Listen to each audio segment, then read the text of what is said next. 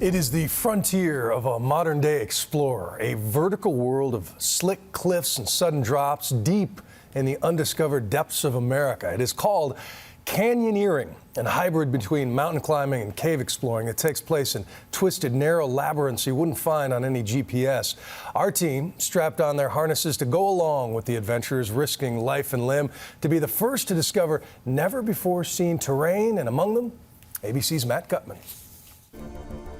So we're going down there? Yep. There's a moment when you're stuck in a canyon. Looks like it's about a 15 or 20 foot drop. Yeah. Rock walls soaring on either side. All right, so down there.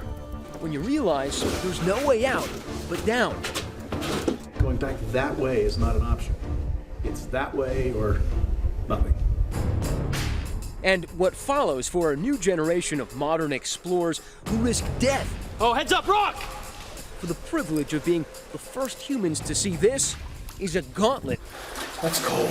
The frigid water, slippery rappels, skyscraper-high cliffs, and this nagging realization that rescue is impossible. That was epic. Search and rescue guys can't even get to you fast if they knew where you were in the first place. So No cell phones, and in the slots, not even satellite phones work. Satellite phones don't even work in the slots. Okay. Meet Rich Rudeau and Todd Martin. You could call them the Lewis and Clark of canyoneering. You're going through places that no one's ever seen, no human eyes have seen. Yeah, that's exactly right. You kind of push the edge, and every once in a while you get into a pickle, and every time you get into a pickle, you learn something new, and you try not to make that mistake again. It's a sport/activity that includes rappelling, caving, and climbing, in which you knowingly maroon yourself in the bowels of these vertiginous slot canyons. Think 127 hours and Aaron Ralston cutting his own arm off. You said there are three main ways in which people can get themselves killed.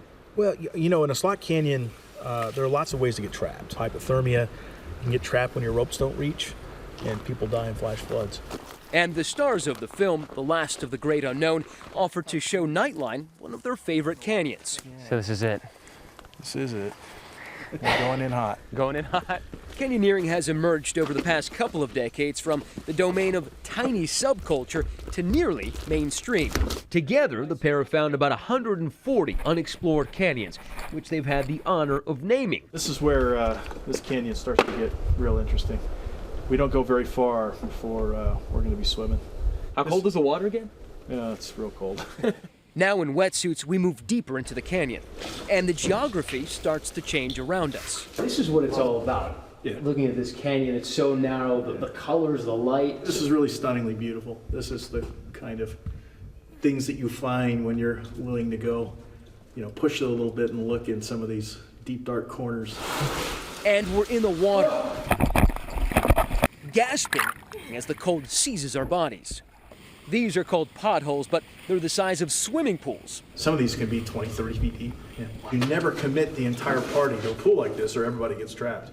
Send your most dispensable person. That's right. What they mean. Send the most dispensable person first and see if they can flail their way out the other side. We're in a canyon now.